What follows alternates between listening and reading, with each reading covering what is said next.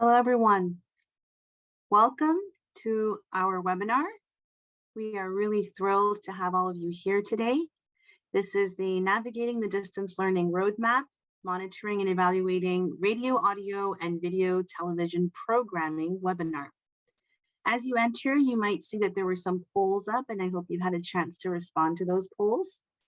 My name is Saima Malik. I am the Senior Research and Learning Advisor focusing on foundational skills at USAID Center for Education. We're really glad to have you on our call today. Before we get started, I wonder if I could hand over to our producers to go over some of the logistics of this call. So over to our producers.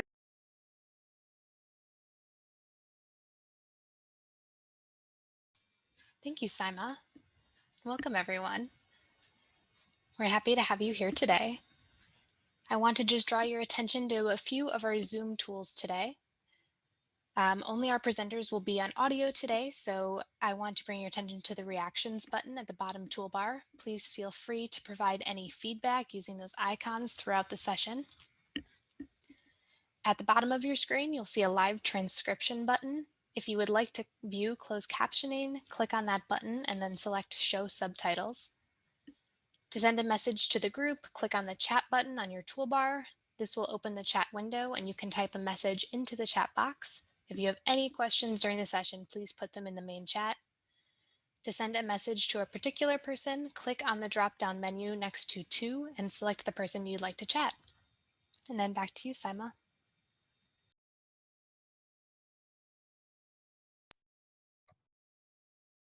Thank you so much, Emma. So again, welcome everyone. Once again, my name is Saima Malik. I'm the Senior Research and Learning Advisor focusing on foundational skills at USAID Center for Education here in Washington, DC. I have the pleasure of welcoming you this morning to our webinar. This is a very important topic. I know that all of us on the call have been grappling with some of the issues that we're going to discuss today. For us at USAID Center for Education, as soon as COVID-19 happened and school closures began, we started having a lot of questions. Folks were thinking how to pivot in-person teaching and learning to remote modalities. And so there were some folks who had not done this work before at all. And there were questions around, how do we do this? What modalities do we use? What are even the terminologies that are used? And so at the Center for Education, we began to put together some resources and some guidance tools for our own mission staff, but also for partners, anyone on the ground who was doing education work and would find this information useful. One of the deliverables that we, with the help of some some experts in the field, including those who are on the call today, including Dr. Emily Morris, Anna Farrell, the team, Amy Mulcahy-Dunn's team at Encompass, and Yvette Tan, among others, worked really closely together with our team at USAID Center for Education, led by Rebecca Rhodes, who was also on the call, who was our point of contact, sort of the lead for distance learning within our office. We worked to put together these resources, and we have been disseminating those resources out to everyone on various formats and platforms. The one deliverable that we're going to discuss today was produced in response to a lot of questions folks were asking once they had begun to implement distance learning on the ground. The very next question was, well, how do we measure what it is that we are implementing? How do we measure and make sure that we are reaching folks who we want to reach in terms of our learners? How do we make sure that we are actually having an impact? And is learning occurring? The guidance note or the deliverable that was put together in response to these questions was a very useful tool, the roadmap that we have available on our EduLink site. And I'd like to request if Emma could drop that link in the chat for everyone. If you haven't had a chance to look at this document, I would highly encourage taking a look. We're going to be talking about this document today and some of the very important findings and guidance that comes out of this document. This document provides, thanks Emma for doing that. This document provides a really nice review of some of the tried and tested ways that people had been measuring distance learning for decades before in places where distance learning was not a new thing. In many contexts, this had been happening for years and years. We also put together a review of some of the innovative strategies that folks were using to try to get at measure some of those things like the reach, the engagement, the outcomes of distance learning programming. Very importantly, the authors and team came up with a roadmap that provides step-by-step guidance to teams on how to go about doing this work. So what are the things that you need to have in mind? What are the questions teams should be asking themselves about measurement of distance learning activities? So we're going to talk a lot more about that through our session today. We had requested you all to send in your questions. We've been having a lot of questions from our own USAID mission teams on the ground. We've been hearing questions from partners. Thanks to everyone who submitted their questions. We have a team of expert panelists who will discuss and respond to those questions on our call today. Right at the top, I did want to make one disclaimer. This discussion that we're having today and the roadmap that has been produced is, yes, produced with USAID funding, but it is not specific to USAID funded programs. This work is put together, and this webinar is for folks, anyone out there who is doing this work. So it does not have to be affiliated with a USAID funded program. Anyone who is thinking through how to measure, evaluate, and learn from distance learning programming, this will be for you. So with that, what I'd like to do first and foremost is to share with you all a video that the team has put together that helps to distill some of the key findings that come out of the roadmap. We'll go ahead and take a look at this video first, and then I will introduce you to our key speakers for this morning. So I'd like to request your producer, Emma, if we could please show that video.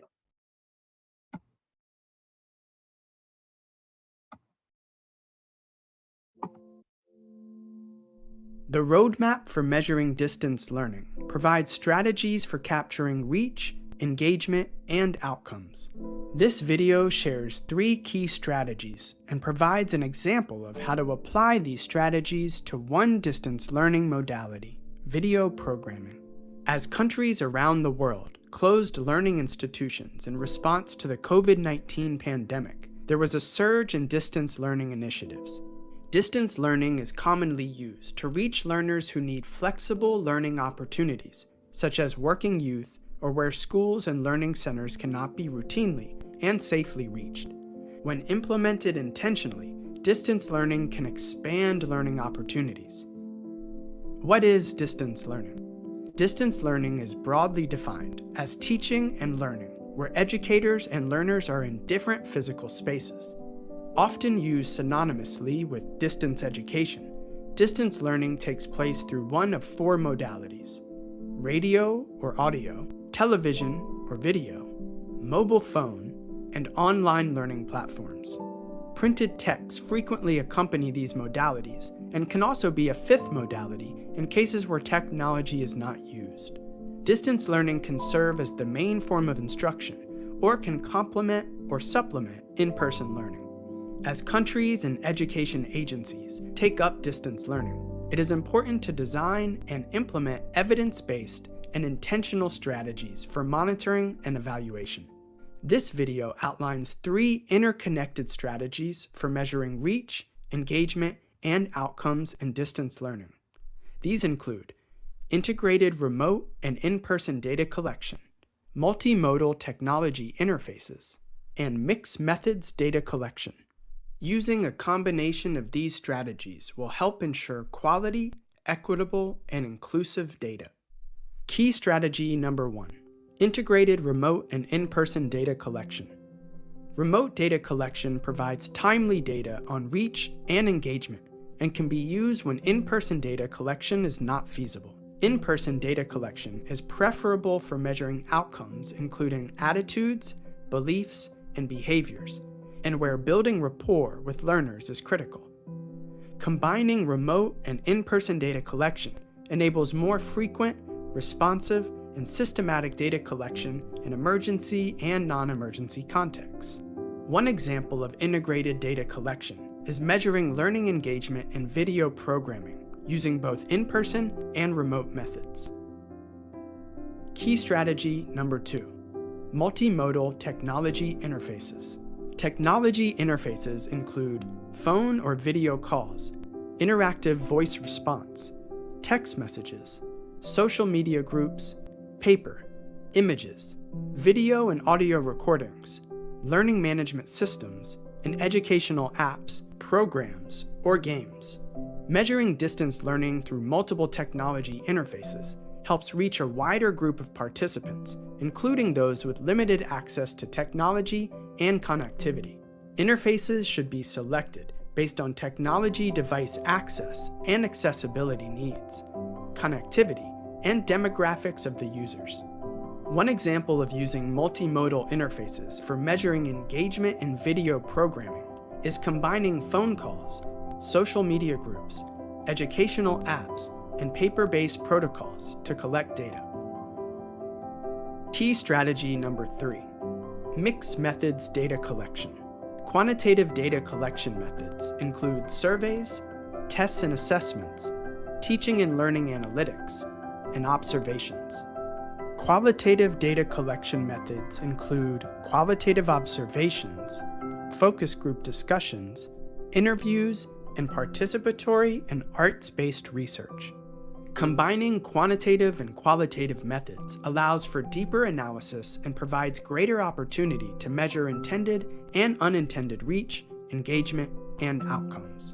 One example of using mixed methods for measuring engagement in video programming is combining surveys and learning analytics data with focus groups and voice commentaries. Using a combination of integrated remote and in-person data collection, multimodal technology interfaces, and mixed methods data collection will help ensure quality, equitable, and inclusive data. To bring our example of measuring engagement in video programming together, we integrate remote and in-person data collection, combine multimodal technology interfaces, and mixed methods by using in-person focus group discussions and paper-based surveys, remote phone surveys, recorded voice commentaries, and social media group conversations, and learning and engagement analytics captured through educational apps. For more examples and case studies, and to learn more about the steps in measuring reach, engagement, and outcomes, visit the Roadmap for Measuring Distance Learning.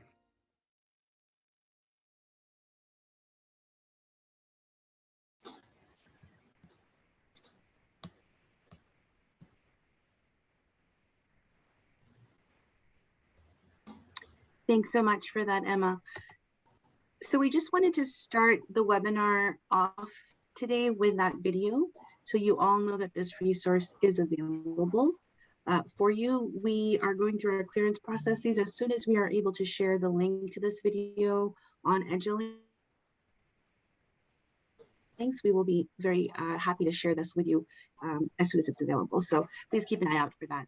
Before handing over to our speakers this morning, we're going to talk a bit more about this resource, the Roadmap for Measuring Distance Learning.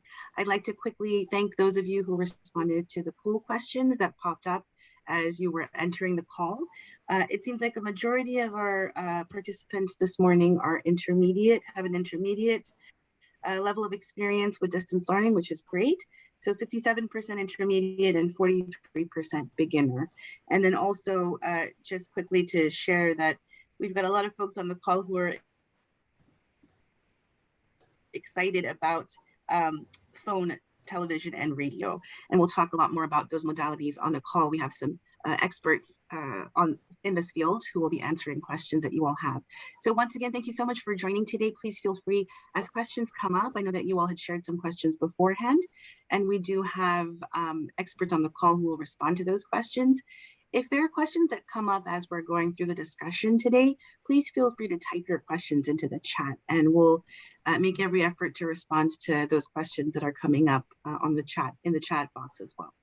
Thanks so much. I will now hand over to Rebecca Rhodes, who is our Center for Education lead on the distance learning work, and Emily Morris, who is the lead author of the roadmap document that we're going to be talking about today. And they're going to walk us all through the roadmap itself and some of the key findings. Over to you, Rebecca and Emily. Great, thank you, and welcome everyone. It's really nice to be here with everybody this morning and to see such great participation. And we're really excited about this resource and about the roadmap and about what we can all learn by using the roadmap, since all of us have found ourselves in the year of COVID, deeply involved in some version or consideration of distance learning. So as we've said, we're going to take just a short moment to actually walk you through key parts of this document. Saima, can I ask, if you haven't already, if you could drop the education links link to the document in the chat. We want to thank again Dr. Emily Morris and her whole team. She really worked with an extensive number of folks to get this produced. Anna Farrell and others, Yvette Tan, et cetera. So really, Emily, thank you for being the lead on this and for assembling such a great team of helpers to produce it. We can go ahead to slide 8, the slide that shows about the data about the questionnaire responses from the registrations. So when you registered, you were asked about your questions, about your areas of interest or concern vis-a-vis monitoring and evaluating distance learning. And what we realized, as you can see from the data here, the team on the call took the time to analyze that data. What we realized is that a lot of the focus of the questions has been around the outcomes, right? There's a lot of interest out there in how to measure outcomes from distance learning applications. And to some extent, the monitoring of reach or the monitoring of engagement, but I think people in answering our questionnaire really wanted to know, what is the impact? How can I, have that measurement of improvement from my distance learning work? And then the top 3 challenges cited in that data were measuring outcomes, as I just said, meaning changes in learning or changes in knowledge, then measuring something about engagement, and then capturing actual use. And then something about outcomes measurement, so how to do the measuring, and then quality of programming, which we'll get back to, but I think we just want to flag that that's actually a whole concept that englobes to some extent these key aspects of reach, engagement, and outcomes. And you're going to hear us a lot in talking about this document and in talking about distance learning, keep coming back to that framing, right? You can measure reach, you can measure engagement, or you can measure outcomes. But we did understand from the questionnaires you turned in that your main interest was around the outcomes. Next slide, please. So I like this slide a lot.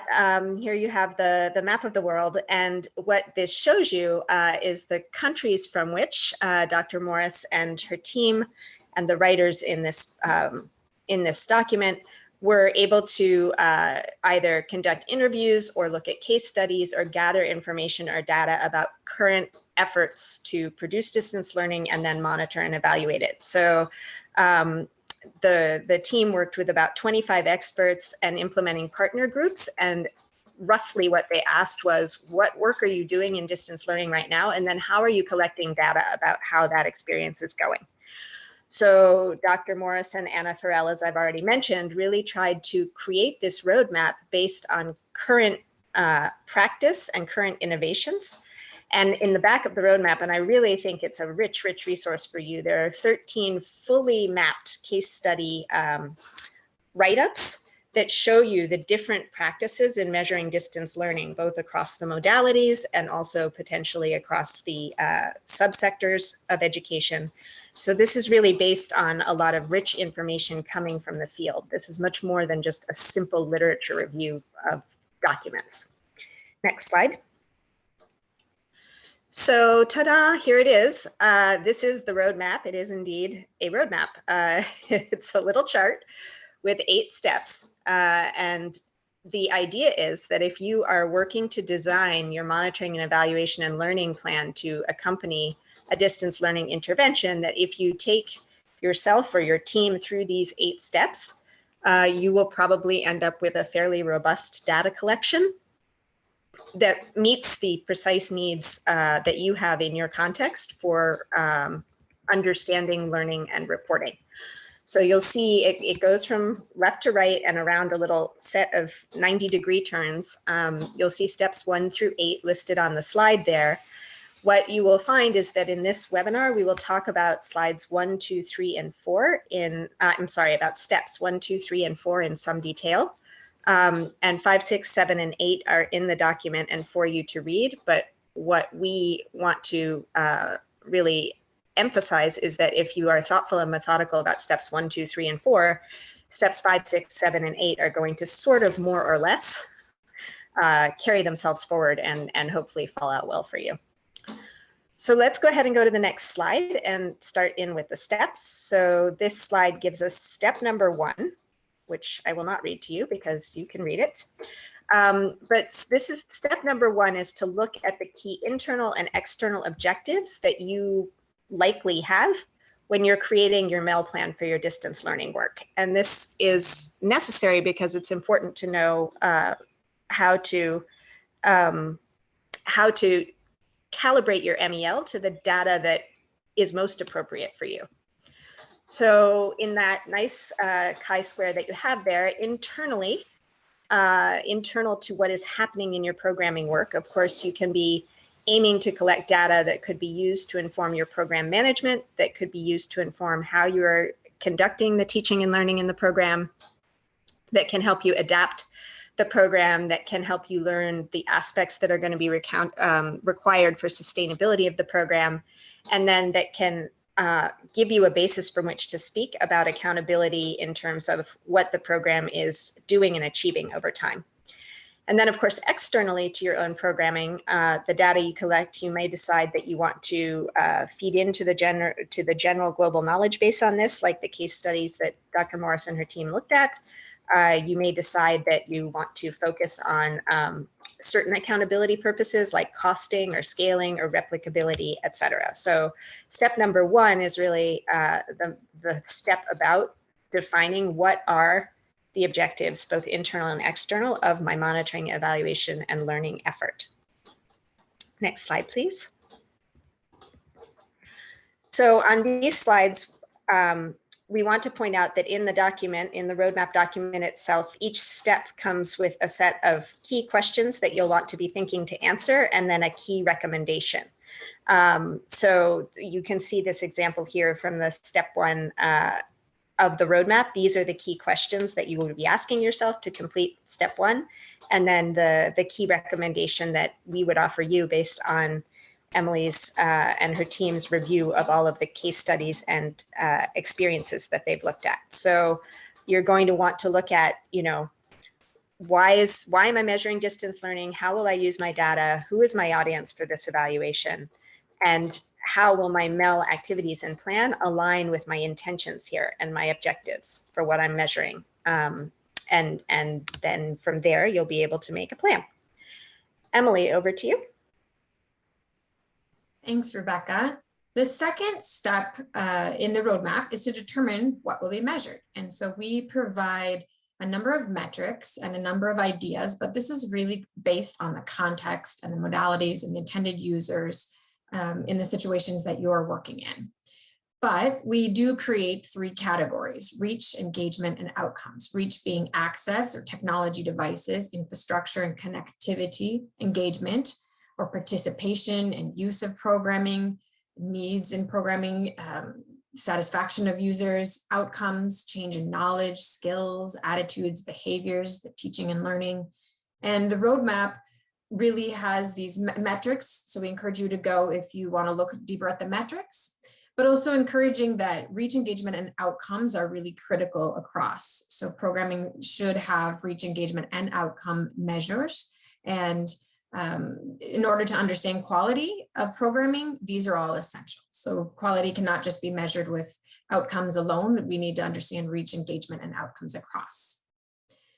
Some of our key recommendations, next slide, please, and questions that emerge for this step are how are reach, engagement, outcomes measured? So we provide some guidance on that. What are some examples? How can teams build these into their plans and designs? What kinds of equity analysis should be considered? And we provide some key recommendations about using measures that are feasible for the context in which you're working and the modalities with which you're working with, but also in identifying who is being reached and engaged and who is not being reached and engaged. The step 3, sorry, before I go to step 3, we also just wanted to draw attention for those of you that are working with programs that are USAID funded. There is a standard foreign assistant indicator in the making, and this will really look at reach and look at the % of learners regularly participating in distance learning programming with USG education assistance. And this indicator focuses on reach and emphasizes reach because in order to unpack engagement and outcomes, it is really essential to understand who distance learning is reaching. So more information will be shared when this indicator is finalized. Step 3 is determining how the data will be collected. So the roadmap also includes a decision tree that walks users through whether key decision points and data should be collected remotely, in person, and ideally an integrated remote and in-person data collection approach can be taken. Next slide. Some of the key questions that we help answer is, should data be collected in person or remotely? So this decision tree and these decision points, but also what key considerations, safety of teams, access to technology, infrastructure, feasibility, what should be considered? What equity considerations should be taken into account? So reaching also marginalized groups, and which technology should be used to collect data. Some of our key recommendations are to use integrated in-person and remote approaches where feasible, and ensuring that marginalized individuals are included in data collection, whether that's remote or in-person. Step 4 is determining the approaches for measurement. And so we provide some guidance on what these approaches could be. And we encourage both quantitative methods like surveys and tests, analytics, quantitative observations, but we also encourage qualitative approaches, qualitative observations, focus groups, interviews, participatory methods.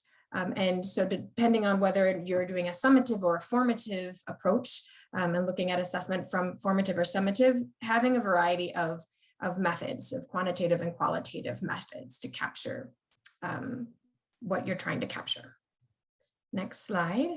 Some key questions in determining the approaches is really what methods can be used, what technologies and interfaces should be used, and what kinds of equity analysis, again, should be conducted. Again, one of the key recommendations is using mixed methods to collect data, and going back to step 1, aligning those to the aims and the objectives and the questions that you're trying to answer and the data that you're trying to gather, but also ensuring that data collection efforts are not further marginalizing participants. And as we've seen in COVID, that we have to be extra careful in designing monitoring, evaluation, and learning plans and intentions that take marginalized groups into consideration throughout all of the process. So this is our roadmap. And as Rebecca and Simon mentioned, the roadmap is on EduLink, so please visit that if you want to explore more of these first 4 steps in the roadmap. I am now going to introduce some of our experts who have joined us today and introduce each of them, and then they will have a chance to share some of their experiences in monitoring distance learning, measuring and monitoring distance learning. So we have Cleona Ryan, who's joined us, and Cleona is head of educational research at Ubungo, Africa's leading creators of edutainment. After graduating with a degree in education, she worked as a primary school teacher in Ireland, bringing play-based learning to her classes of early grade learners. She has also pursued advanced degrees in education and specializes in social emotional learning and systems level change. This led her to her work with UNICEF in Tanzania, supporting development of tools to assess life skills learning, and recently in joining with Ubungo. So we welcome Cleona and thank you for joining us and sharing with us your experiences working with television, mobile phone, and edutainment in Ubungo's programming. We also have Shelley Pasnick joining us. So Shelley is a Senior Vice President of Education Development Center, a global nonprofit that focuses on education, health, and economic development. Her research on children and technology is providing evidence of effective strategies to foster school readiness and equitable learning opportunities for all families, and internationally recognized expert in the thoughtful integration of digital media. Shelley has collaborated with the US Department of Education, PBS, Lego Foundation, the Corporation for Public Broadcasting, Bill and Melinda Gates Foundation, Apple, Google, National Science Foundation, Sesame Workshop, among others. Welcome, Shelley. And Hetal, Dr. Hetal Thukral has also joined us. Hetal has over 19 years of experience in implementing international education programs from the US and abroad, with a focus on program evaluation and improvement at the federal and local levels. She's conducted evaluations, research studies, policy linking workshops, and designed monitoring systems for projects funded by USAID, the African Development Bank, World Bank, UNESCO, DFID, NSF, among others. Domestically, Hetal has worked in district levels, supporting research and policy development in Maryland. And in this role, Dr. Thukral has built and applied rich technical skills in program evaluation and analysis. So welcome, Hetal, and thanks for joining us.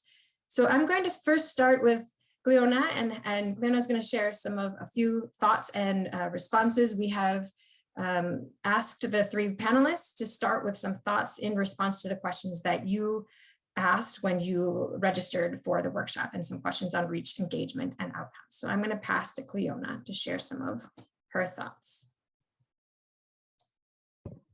Thank you, Emily, for the wonderful introduction, and I'm really happy to be part of this panel today. I think it's a really pertinent and timely conversation for us to be having, especially in the context of the pandemic, when so much of how we monitor and evaluate our programs has changed and been limited in some ways. Yeah, so I would like to touch on the kind of three issues of reach, engagement, and outcomes, and also share some of the experiences that that we have had in relation to that. So I know that there were a lot of questions around, the most common measurement tools that are used and the most common approaches taken for measuring these three metrics. And honestly, I will say that for us at Ubongo, we really favor a mixed methods approach to everything. And honestly, we haven't yet found a one-size-fits-all approach that works across every country. We find that, what works in one country might be actually very challenging to do in another country. And so I think being responsive is really important. When it comes to measuring reach, because we deal mainly with broadcast media and mass media, we get a lot of our data from nationally representative surveys by inbuilding questions into surveys that are run by people like Ipsos or Geopol. And that gives us, quite a solid measurement of the numbers of kids being reached by our broadcast media. And then we do our own further analysis on the lean data to try and pull out things like the demographics of our audience. Where do they sit on the wealth distribution scale? Because that's really important for us to be able to assess, how do we reach, underserved communities, how we can improve our programming to make sure that it's accessible to the learners that need it most. And that approach was working very well. But what I will say is during the pandemic, we had a bit of a shift. So we took the decision to make all of our content available for free publicly under Creative Commons non-commercial license. So what that did was essentially throw our content out into the public domain for anybody who wants to download it, put it on a USB stick and share it wherever they want. They can make as many copies as they want. And while, we took that from a really ethics-driven standpoint, because we realized that during the pandemic there was such a demand for learning materials that we really felt we could no longer wait until we had broadcast partnerships in every country. If there was a partner who could take some USB sticks and bring them out to someone who has a solar radio that takes a USB drive, let's give it to them. But it did provide challenges when it came to monitoring, because honestly, I can say it's very difficult for us to actually know how many people out there now have our content. And so we have this broadcast figure of 25 million kids across Africa, but then we had to kind of there was kind of this, give and take where we had to kind of compromise a little bit and say, okay, we're not going to get perfect data for this method of distribution. But because it's so important to us, we're going to try our best. And so what we have done is put a sign-up sheet on the Toolkits website. So it's all available on toolkits.ubongo.org. We put a sign-up sheet on the website, and we ask that whoever downloads it gives us an estimate of the number of children they're going to reach. And it's not perfect, and it's definitely not, as neat and tidy as these nationally representative surveys are for our broadcast content. But we also realize that sometimes in these, situations of learning crisis, we really need to do our best. Then on engagement, for us, we really consider engagement even from the content design stage. And what I mean by that is we take a human-centered design approach to creating the content so that it takes the real, the real experiences of the children and their real baseline of where they are with their learning. It takes that into account at the very beginning. And so we don't just test, have they understood the content? We also look for things like, do they laugh at the parts that are supposed to be funny? Are there parts where they lose interest? And sometimes it's as simple as having children in a room, and placing a hidden camera and just letting them watch by themselves to see, how do they interact with the content? Sometimes we catch, kind of spontaneous dance parties that happen when there are no adults in the room. But all of that is, aside from being really fun to watch, it's really important to us because our research has shown that engagement is really intertwined with learning outcomes, and you can't have one without the other. If a learner is not engaged by the content that they're interacting with, they're not really going to learn very much from it. And so what we also do is put little hooks or I suppose unique parts into each episode and season, because we preempt that we're going to want to measure engagement at some point. And for most of us, when we're designing distance learning, we know that we're eventually going to want to measure that engagement.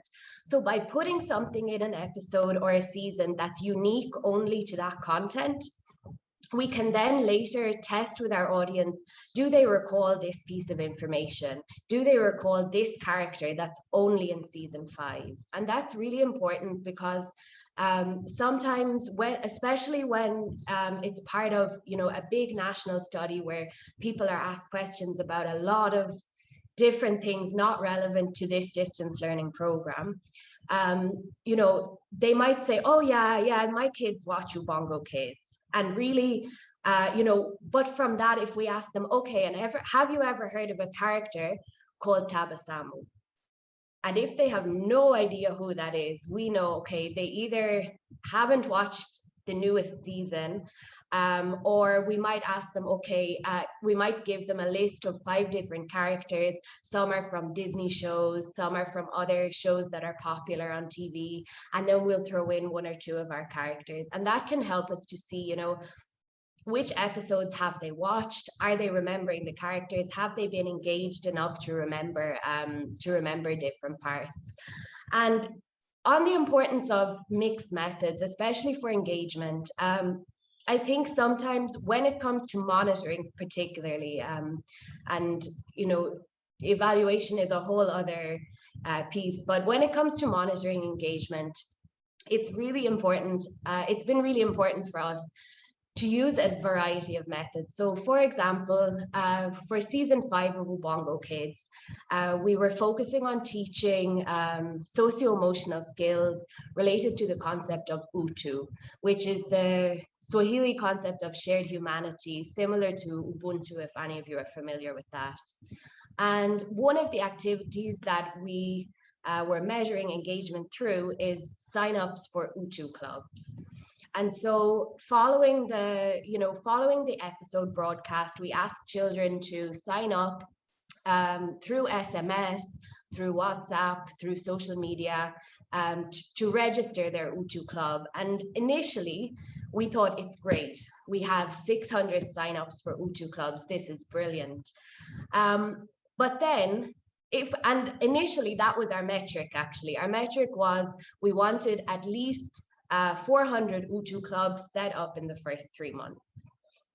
But then when we decided to kind of interrogate that metric a bit more, and we started doing phone surveys with the kids. And soon we came to learn that although they were registering as having a club, some of them just liked interacting with the chatbot, but didn't actually have a club. Some of them, their parents texted in to the SMS because they just wanted to see what would happen. They thought that maybe they would get learning resources sent to them, but some of the times they never actually passed that information on to the child.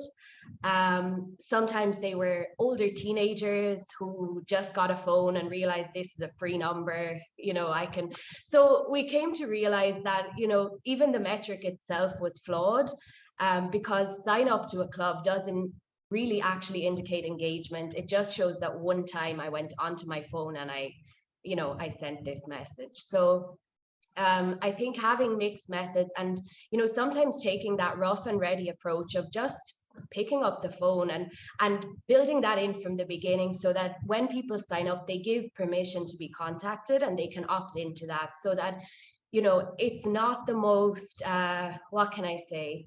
It's not the most scientific approach. It's definitely not something you're going to write up and, probably publish, but it really works in terms of just getting a quick feedback and real life experience that will help you then to improve what you're doing, especially in these kind of emergency situations or crisis situations. And then when it comes to outcomes, one of our key learnings has been, again, the importance of building it in from the very beginning. And so initially, through the human-centered design process, rather than creating a starting point that corresponds directly with curriculum milestones, we have found it effective to actually initially go out to our audience and do our pre-research and find out what is the actual baseline for these kids. So I think sometimes when creating these programs, it can be easy to, and especially in a situation where you're doing it by distance, it's much easier to take the curriculum and see, okay, this is what they're supposed to know at this age, so this is what I'm going to teach.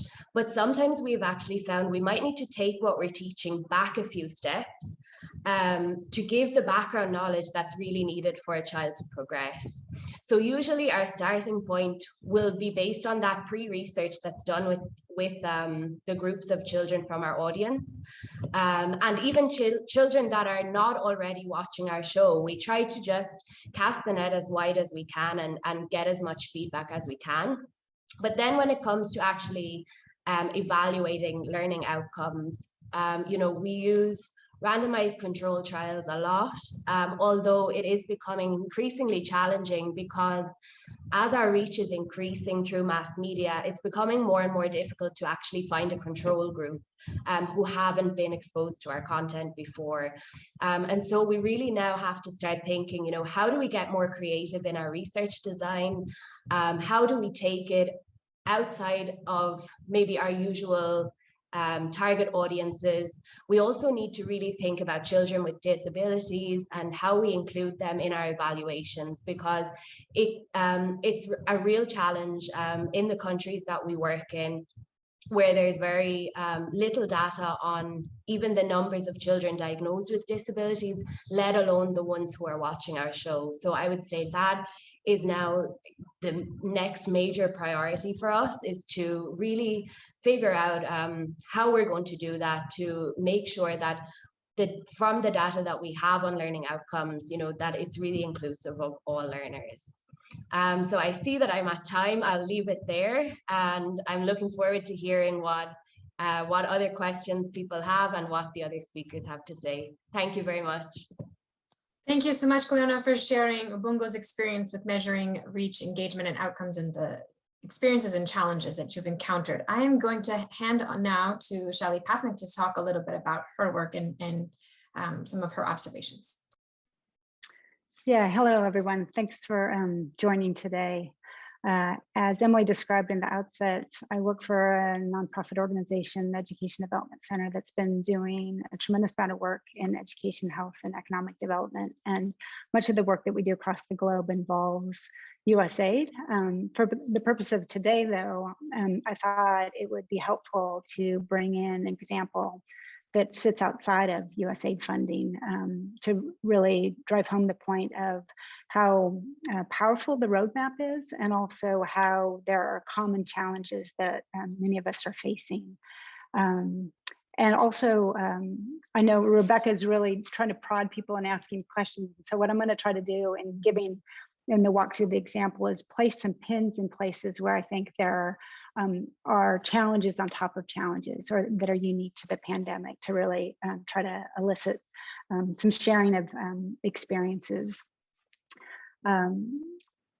So what I thought I would do is describe a program that's in the United States called Ready to Learn. And that's a federal program that comes out of the US Department of Education, and it's meant to provide an investment in public resources, and in particular, the public media system. So many of the programs that come out of PBS that are supported by the Corporation for Public Broadcasting.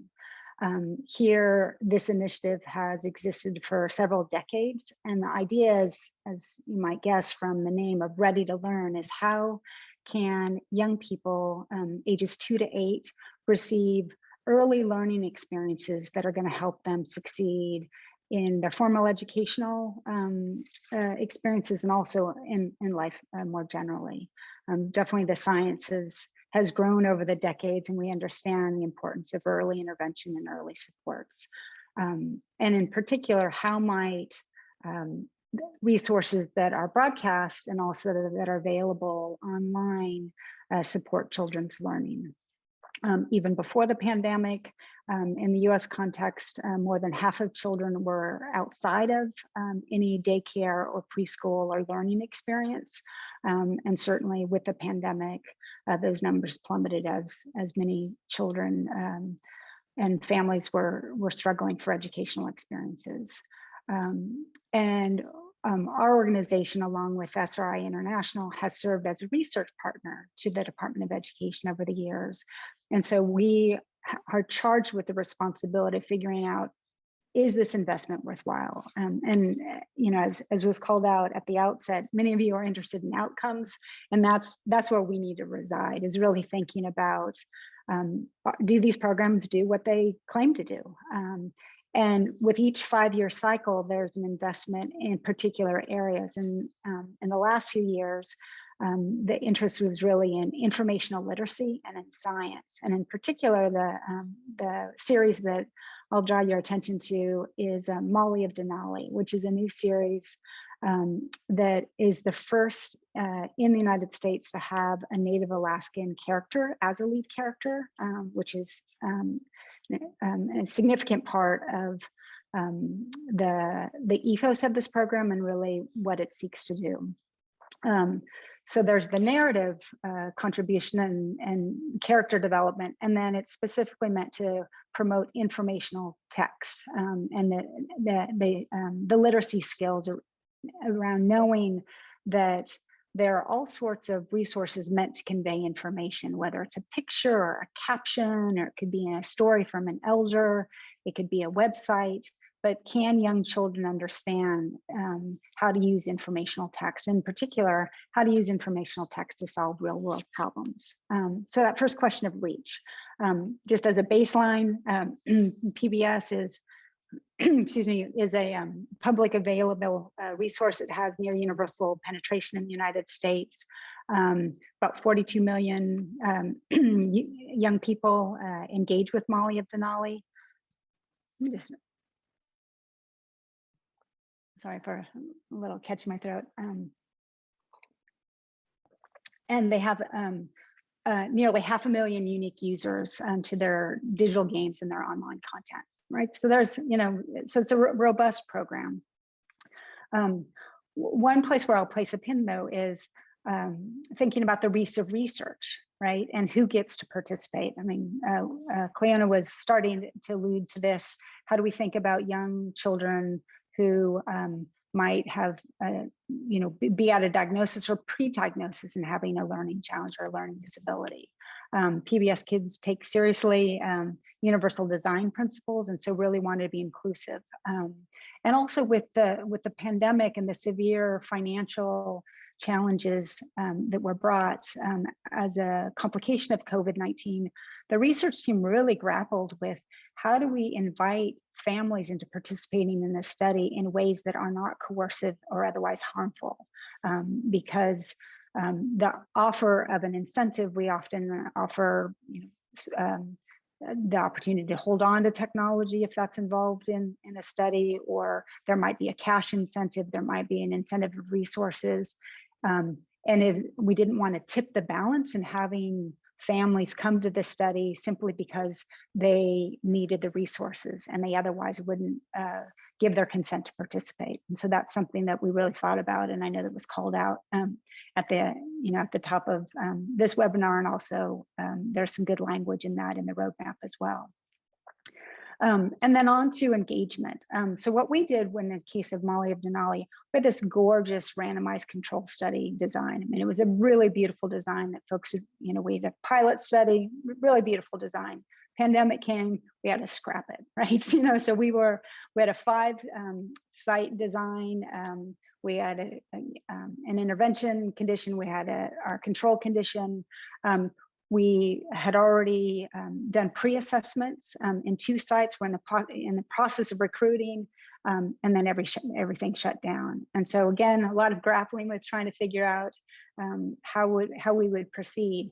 So what we decided to do is pivot entirely to remote assessment, and we adapted the assessments that we'd created so that we could deliver them over video, as many of us are, we're having this experience now.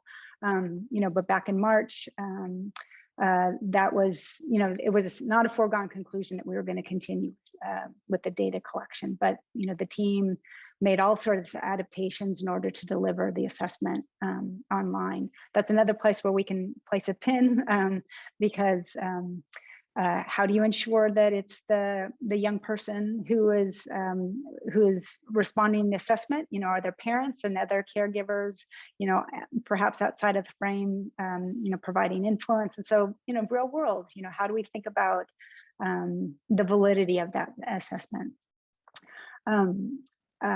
And then also to reinforce what we've heard, using a methods approach. We were really focused on learning outcomes, but also thinking about how we could not only take from young people, and in this case, we were focused on first graders, their responses to these assessments, but also triangulate with the data that we were getting from the back end. In this case, because we were really thinking about use of these videos and the online games, part of our design is that we provided tablets loaded with the content already loaded. In other cases, maybe if one is doing an implementation study, you may not have the opportunity to provide the technology, but instead we wanted to hold the technology constant to ensure that having access, that we could test what young children got from their experience or in their engagement with the content. And also the intervention as we designed it was for a 9-week period, and the expectation that was that families or that these kids would engage with the content for about an hour a week, right? So a light touch intervention. And also because we had designed that we were providing the tablet, we created a personalized app in order to deliver the content. Again, that PBS Kids has their own backend, analytics, and they're, that's how they get to larger numbers. But we wanted to know use of the video and really do some monitoring there.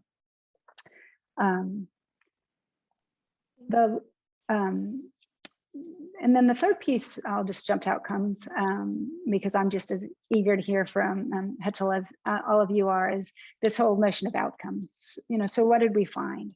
And we found that the results from both the initial study that we did, and I guess I skipped over this. So, we just continued with the 2 sites that we had, and then we decided to run a replication study that was entirely remote. So we did the assessment both pre and post remote. And there, from both studies, we found that access to the Molly of Denali resources improved first grade children's ability to solve real world problems using informational text, which was tremendous, given that this was the first study to really look at informational text and digital media together. Interestingly, we also found that young children benefited more from access to the resources, and also that the children who used the resources for longer periods of time also learned more. And we know this, again, from looking at the usage patterns in combination with the outcomes on the assessment. 4 quick implications that I'm going to draw out. One, it's a reinforcement that educational media can support children's learning at home. And the call that I'll make here is that, unlike some of our other research where we're really focused on the mediation that parents and other caregivers can provide to children, and we're very encouraging of a 2-generational approach, and that we want to think of whole systems of learning. In this case, this was a light touch intervention, and we did not have involvement on the part of the parent or the caregiver. So that was noteworthy, and also reflects a lot of the real world experiences that many children are having, where they don't necessarily have an adult there to mediate or to help intervene.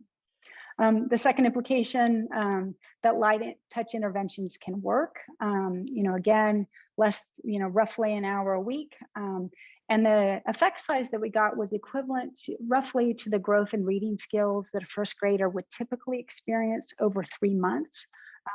So this is significant. I mean, a lot of educational program really is looking for whole year experiences or a whole curricular experiences, but how can we be creative in thinking about broadcast media and some of these light touch interventions that also can go the educational distance and really be a part of the larger educational experience that children and families are having. The third, that piece that I initially skipped over, is this replication. The fact that we had this, the findings in the initial study, as well as we're able to replicate it. We know replication is kind of a holy grail when it comes to building evidence. So often, though, we don't have a tremendous amount of financial resources to replicate studies. So the fact that we were able to do that, and again, wasn't our initial design, but that's something that we were able to craft in the context of the pandemic. What could we do that was different and take advantage of that disruption? And then the last implication that I'll call out for now is that the public media can have an important role to play, not only in children's academic growth, but also their social growth. And this is something that, maybe there'll be questions and we'll get to more. And that is how Molly of Denali really meant to represent the experience of this community in Alaska. Native Alaskans were involved in all steps of the production. We had a Native Alaskan a group of advisors in the research, thinking about the assessments, thinking about all dimensions of the research, so that we weren't making assumptions. And I think, the sensitivity that we can bring to cultural and linguistic realities, and really involving community rather than having, research being imposed. But there we can see families as partners in the research. And with that, I thank you, and I look forward to questions and getting to what Hetzel's will share with us all. Thank you, Shelley, for walking us through your reach, engagement, and outcomes. I'm going to hand off to Hetal so we get time for questions. So Hetal, moving to you. All right, thanks. So I'm not going to structure it by those 3, but just kind of like broadly across some lessons learned and things that I've seen happen in my experience in the last couple of months. So I think building off of those 2 very specific examples, one, I wanted to highlight about 4 different points, and I'll kind of hit on some examples within them. The first one is really purpose. I really like how the roadmap lays out this step 1, 2, 3, 4. And I think, in the past, sometimes we all almost jump to step 4 and say, I'm doing a survey or I'm doing a treatment control design. And then we kind of back into the purpose. And I think here, with the uncertainty of opening and closing of schools, of the distance learning methods, right? Sometimes the interventions are also shifting. That really the purpose really has to drive the evaluation. So you'll also have to be flexible and adapt programming, but at the same time flexible and adapt your M&E. So really purpose driving everything and what you want to learn. So an example is I'm in the midst of an evaluation in 2 evaluations in Uganda that actually, now that schools are closed, we're revisiting what that purpose is. And originally we had a face-to-face treatment control design plan to assess radio programming. And now we're going to remote. So going back to purpose, we're reframing the evaluation. We're shortening the test. We're coming up with what parts of it we really want to learn from. And then taking the temperature down a bit on what the findings are going to speak to. So they're more for learning for the project and less around accountability. So saying we are going to have gaps, we know that up front, and we're just going to do the best we can to measure that. So when you drive with purpose, I think what it opens up is space for you to kind of let a couple of different things influence your downstream decisions. The modality of the intervention and the modality of your monitoring and evaluation, right? Sometimes we're talking about kind of as a given, I'm doing radio programming, but I'm going to assess through phone or in person, or I am embedding questions in the radio programming and you have to call back. So how all of those kind of interplay are important decisions. Letting what you know about your population drive your subsequent decisions. So if we have a pretty good handle on reach, you can frame some of the intentions of your evaluations more confidently on outcomes. You don't have a great handle on reach. Maybe that is part where you kind of linger for a little longer to figure that out, and then come back to purpose and say, I needed to learn how this is impacting students, but until I get reach and engagement kind of clear under my belt, we can't really move forward. And I touched on flexibility, really that ability to flex across modes just as much as your program is going to be flexible, so too does the evaluations. What I found really interesting in the recent evaluation is that we embedded the adaptation cycle and the way in which the students might be engaging with radio and or video. It was both were being distributed and print actually, and not really having like this group gets radio, this group gets video, but it was kind of like everyone gets a little piece of everything. We're throwing everything at the window. But then that flexibility of intervention was built into the evaluation. So saying our theory of change is that students are engaging with one or both or all 3 pieces in some way. There's follow-up that allows them to kind of talk about what they're finding most useful. There's follow-up phone through teachers.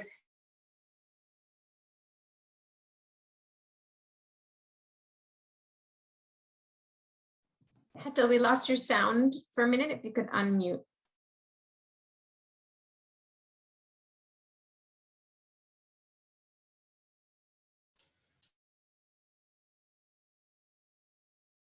I still can't hear. So there we go. Oh, shoot. Okay.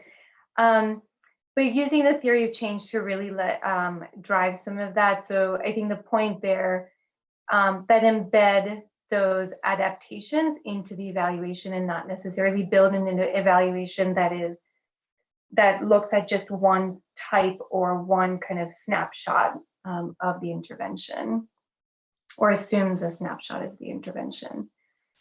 A third point I want to make is monitoring, I know there was this catchy title of a CIS session at some point, Better M for Better E, but I think it really kind of is so apt or appropriate right now, that if we don't have a good handle on the monitoring aspect, then what are we evaluating?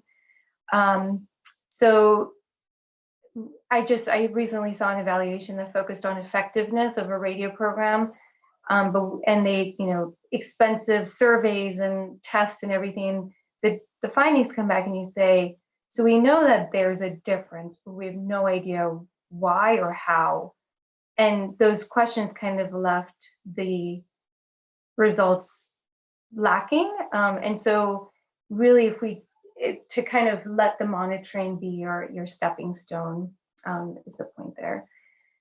And I think last, just at a time when we're balancing learning and how to measure distance learning, some interesting things I've seen come through. I mentioned using theory of change to really help you drive your designs, leverage what you have. So using monitoring data, very interestingly, to nuance the evaluation questions used to kind of target what the monitoring doesn't tell you. So in places where reach is known for students who have access to a phone, because you can call them and ask them about, are you getting the program? Are you able to engage? You can do some questions. But then saying in the evaluation, we're actually going to really prioritize the children who we have not heard from. So either don't have a phone or don't have a phone and may not get the signal, have gotten like the print materials, but we have no idea how they've used them. So then, and then in that focus to also then save your most precious resources, which right now is a face-to-face data collection, but saving that if it's available for those very targeted voices. So who have you not heard from, and really making sure that they're included very strategically. So at the end of an evaluation, kind of seeing collectively that not just the evaluation data that you might have collected, that primary data, but that in tandem with the monitoring together can give kind of a holistic picture of reach, engagement and outcomes.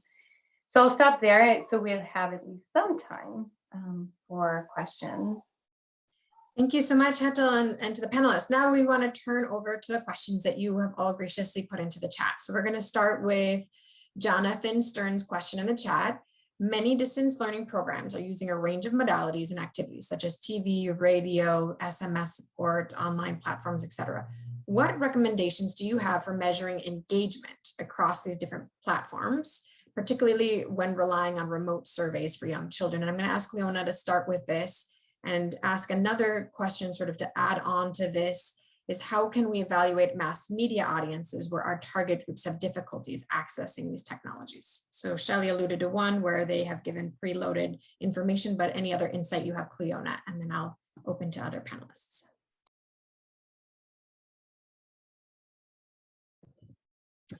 Yeah, it's a great question, and something that I think we're still doing a lot of learning and trying new things on. When it comes to evaluating on mass media, I think really it's a case of using every available resource that you have, and so that it can often be the case that when you engage with these more nationally representative studies, they tell you one story. But as Hetal also said, the importance of then using your own opportunities to engage with your audience face to face can actually tell you a different story. And then when it comes to looking at marginalized groups and how mass media can reach them, I think it's also a case of I would say looking at what's already being done in those areas, what surveys are already being conducted, what research is already being conducted that you can take learnings from, or perhaps even insert questions into.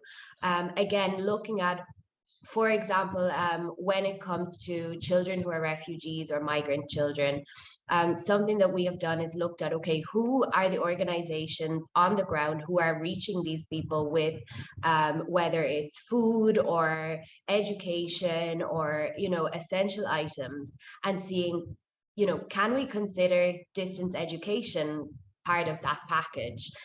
Can we look, okay, maybe they don't have a TV hooked up to national cable channel, but can we, is there someone in the community who has a radio? Often we find across Africa, it's very common to have these kind of co-viewing spaces where people can gather together to watch, football or different events. Is it possible, even if they're not hooked up to the main mass media broadcast, can you send out a USB stick that they can then use that to broadcast in that area? So I think sometimes, mass media has this really wide approach, but often there's an extra step needed to get that to the most marginalized people. And it can be as simple as, one thing that we're experimenting with is linking up with companies who give out solar TVs, and there's a project in Kenya where they're distributing TV and radio. And what we're doing is, because that's an existing program that's already happening, along with this TV or radio, anyone who gets one will also get a flash drive of Ubongo content. And then also when we look at mass media, we often think mainly of the main national broadcasters for TV and radio, but also looking into, like, sometimes the national broadcaster isn't who most people are listening to, or who most people are tuning into. So really also looking at the community level, what are the channels that people are most interacting with? And then I think that can really help to inform your monitoring and evaluation strategy once you have all of those things, in place. Thank you, Cleona. And Jonathan and Nassim, if you have any further follow-ups, please don't hesitate to share in the chat. We can continue to grapple with your questions. I'm going to also introduce question 3 that was asked by Laura in the chat, and ask Ketil to also respond to these. And if you have anything else to add to the other questions, what recommendations do you have when it comes to equity and ensuring the most marginalized students are both able to access content and engage with the content? And so Cleona touched on this a little bit, but if you could expand upon that. Yeah, I actually have an evaluation right now where we're really trying to balance capturing the voices of learners that we think were on the periphery of the programming and its radio programs. And it's in knowing, we don't know what we don't know, right? So there are two kind of strategies where we're playing around with there and really trying to be creative with. One is thinking creatively about our data collection. So I think in a perfect world, we always had trained enumerators who go out and collect data for us, right? But instead, maybe sometimes reaching the most marginalized is actually working with the links you already have. So the program team might already have in those communities. For example, those are village support groups that the program team works with to coordinate workshops or to get parent perceptions on something or to do some of their behavior change activities. But now we're actually saying, you may be the best placed and most appropriate for us to work with to actually conduct some of the surveys. So on the flip side of that coin is you then have to be willing to kind of give up a little rigor for getting more information and getting better learning. So I think with most marginalized populations, that really trying to make sure you're prioritizing the learning and what you can get and the voice you can hear, or to hear the voices that you're probably missing out on, but using creative techniques like that, but also having very focused questions that then, those, they're not trained data collectors. You can have trainings and materials for them that are as standardized as possible. but using that to assess access engagement. And then the second thing, once we get that, the idea is to follow that up with a household level survey. So again, engaging those village support groups to say, can you give us a random sample? Here's the criteria of what that might look like. We're going to pick households, and then we're actually going to come up with, or we're going to use them to give us contact information, help us determine who's reachable by phone, who's reachable in person, and then do an actual evaluation using a household survey. Lots of gaps obviously will happen there, non-response, inaccurate information about how people are reachable, et cetera. But there'll be knowns rather than saying, we're just going to call everyone we have phone numbers for. That's our data. And we actually will then have done a very tunnel vision kind of approach. Thank you so much, Hatal. I'm going to ask a fourth question that we received from many of you when you were registering. Can we compare distance learning to in-person learning, whether measuring reach engagement, why or why not? And I'm going to ask Shelley to answer this. You've spoken a little bit about a study that you had to sort of move remotely. So if you could speak a little bit about this. Yeah, yes, we can always make comparisons. I do think we need to question the motivation behind those comparisons. I think the direction that we're all headed is multimodality and really thinking about partners working in concert with one another to make a connection to what Hetal was just describing. The way perhaps to reach young people and communities who've traditionally been left out of systems of support is to enlarge the circle of partners. And I think that the same is true here. Rather than, there are natural comparisons that arise, right? We're seeing some educational systems coming back online, but also thinking about how distance learning or remote delivery of experiences may be a complement to, the pre-existing structure. But yeah, absolutely, you can create conditions that compare, where students are learning. Likewise, I know this was, a trend several years back, trying to, compare different modalities. So does learning from video, how does that compare to video plus games? How does that compare to in-person? And certainly those, those comparison studies can be designed.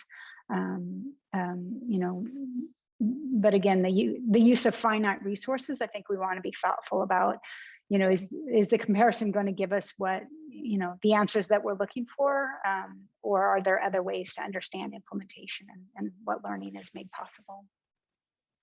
Great, and I'm going to ask Hetal to sort of follow up on that. So we've got talking about also whether or not intentionally learners started out in person and started out in remote learning. I'm going to ask Hetal to speak about what if you were doing data collection in person, then things suddenly shifted to remote, if you have any thoughts on that from an evaluation perspective. Yeah, an example actually that I'm in the middle of right now, that it will shift over to remote in Uganda, but that means that the learning assessment is much shorter. There are checks being built in so that we can get as confident as possible that the child isn't getting help. So for an example, they get 2 or 3 items. Then we ask questions for a parent that might be in the room, say, hey, can you hand the phone to a parent with some questions for them? You get a sense of who's there. And then typically parents actually leave after they're asked that. They think it's wrapping up. And then you go back and you actually ask more questions to the child around learning. And we found that there's sometimes when you don't have the correlations between the pre-parent and the post-parent questions, that you want to use the post, and so you can build in those checks there. But actually then, like I said earlier, taking the temperature down on what we're using that data for, and really saying we're comparing it very loosely. Maybe there's certain parts of the assessment like foundational skills that you might feel comfortable, but otherwise if we're you know, if we're texting out lines of a story to a child, it's a very different experience of testing than had they been sitting in front of someone face to face, looking at a stimulus and reading a passage, right? So I think that complete difference of administration really is the grounding for us saying, this is a loose comparison, more for us to get a sense of where kids are relative to where they were before, but we're not comparing things like you've made a 12-point drop in your learning, because we just can't make those kind of comparisons. Great, and thanks, Hedda, for highlighting that and also talking about sort of the summative, right? The evaluations where you're trying to conclude about learning versus the formative that are informing teaching and learning as we go. I'm going to ask a few more questions, and then one more question from what people have written in, and then one more question from the chat. So I'm going to ask Leona, could you respond to a little bit about how do you measure quality of programming, either from a formative or other ways that you have for measuring that? Yeah, I would say, I think for measuring quality of programming, the formative aspect is really important, because really that's going to be what informs, the quality throughout. By waiting to conduct a whole full-scale evaluation, you've already missed a whole opportunity. So I think really being proactive and starting on the formative side of things.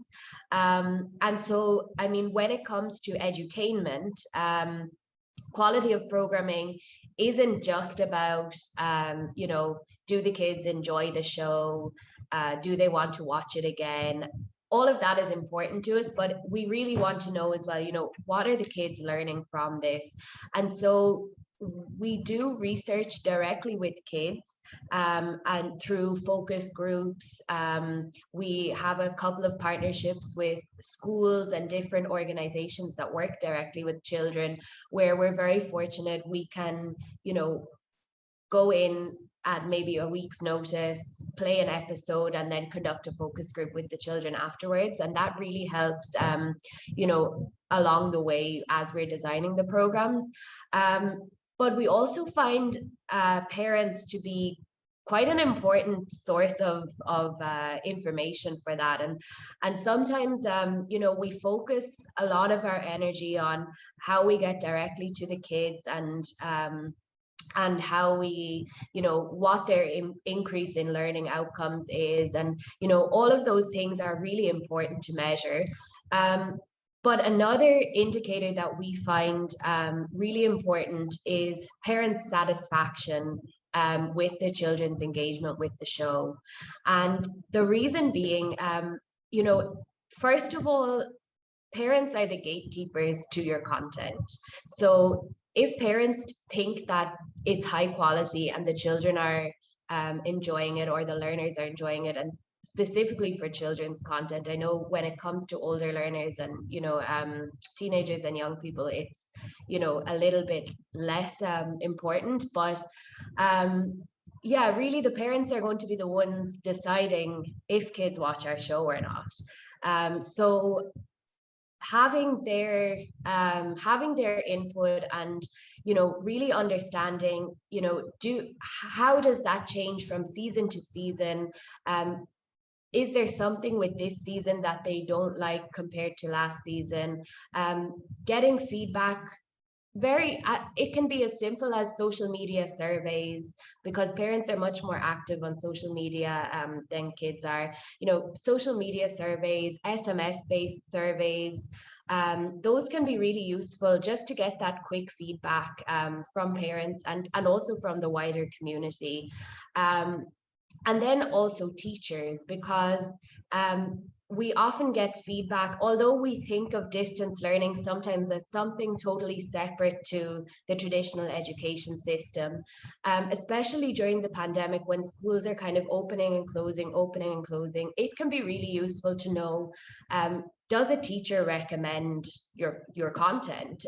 Is this something that they are happy to share with their students and to share with the parents, to keep their kids' learning going while the schools are closed? So I think there's no, I suppose there's no one measure of quality, but I think by having, you know, multiple indicators like that, that can really help you to understand, it can really help. And one key indicator that that we found interesting was we surveyed parents and asked them, like, what was the way we phrased it? We asked them how do they know of any other suitable resources similar to Ubongo that they would use for their child, or how many others? And something like 96% of parents said that they have no other reliable alternative. And that really shows the need for, you know, the demand is out there for distance learning, for these programs for their kids. But also for us, it also shows that, okay, on the one hand, you know, it suggests that they're happy with the programming and they hold it to a high standard, but also, you know, can we be doing more to help get more content out there, not just from us, but, you know, by engaging with other partners too, and other stakeholders. So yeah, I think, you know, multiple points are needed on that. Great, well, we have run out of time. And Jonathan, I will respond quickly in the chat, as well as Hetal has, to your question on reliability, which is a huge question. Young Love is one that has tried to explore that in Botswana, and so I'll type some information in the chat, but I'm gonna ask Rebecca Rhodes to take us away with some final takeaways before we say goodbye. Thanks, Emily, and thank you everyone for a really rich discussion. I think a couple of things stand out for me. One is just how this work is evolving, these practices are evolving, and this sort of whole field is evolving as a result of the pandemic.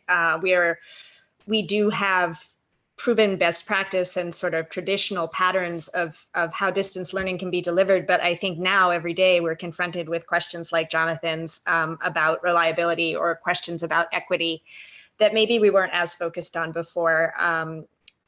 And I think that joins into something Siodhna was explaining, which is distance learning now is a central part of our educational lives. It's no longer a supplement or sort of something on the side of what we do. It's really kind of right down the center of the track. And so we have to become better and better at going through the steps in the roadmap. I think a lot of the questions that we've asked in the chat and tried to answer, you would find yourself answering if you kind of started with that step one and said, okay, internally and externally, what am I trying to measure here? What am I trying to get a hold of? And then proceeded your way around the roadmap. I think we have sort of an embarrassment of riches in terms of choices.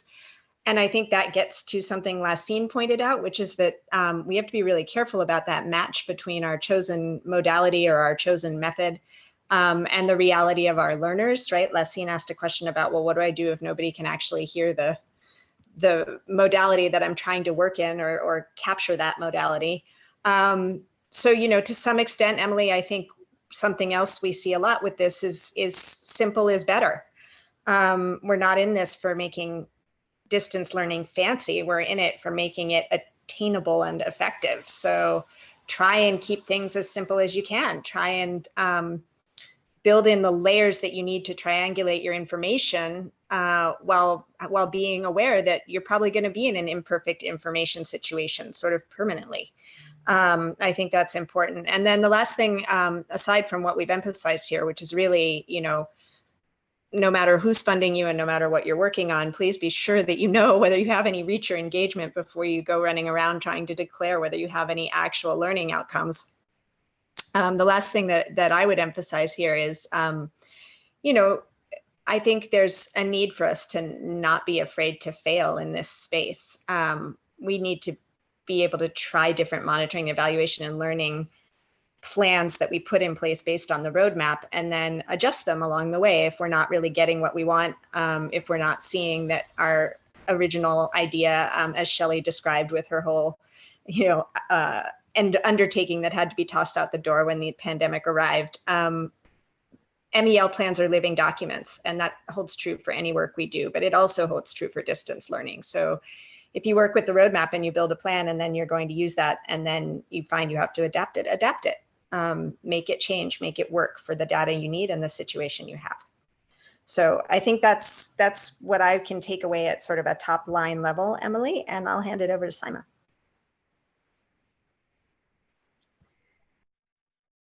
Thanks so much for looking at the time limit over. I think in sure to go panelists of their insight that they've shared. A big thank you to participants who were able to join and ask all those questions. And I just want to remind everybody, I put in the chat, we're having a similar webinar on Thursday. There is a link for you all to register that will focus on distance learning that is implemented through online modalities. Today, the focus was much more on television and radio. Thursday, the focus is on online. So if you're interested in joining, please go ahead and register at that link. We also have at the USAID Center for Education put out several other resources that might be useful for you all. I'll request our producers to put that link in the chat. USAID Center for Education also has as an example a distance learning indicator that has just been put out as well. So please go ahead and take a look at that also in the chat. And I just wanted to, in ending, say thank you all so much for joining. Thank you for your participation, for your questions. Please let's keep this conversation going. We are all learning about this process, how to measure, reach engagement and outcomes in the best way possible in this new space that we all find ourselves in. And the more that we can check in with experts like those panelists who are on the call today, I think the better that will be for it. So please feel free to reach out to us with any questions that we have, that you all have, and we are more than happy to continue the discussion moving forward. Thanks so much, everyone. Have a great rest of the day, and we hope that some of you will be able to join the call on Thursday so we can continue this discussion with a focus on online learning. Thank you and goodbye.